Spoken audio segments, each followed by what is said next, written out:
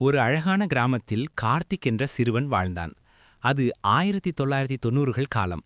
அந்த காலத்தில் mobile phone, இணையம் எதுவும் இல்லை. காலை எழுந்தவுடன் அம்மா அடுப்பில் மரக்கட்டையால் சமைப்பார். அப்பா வயலில் வேலைக்கு செல்வார்.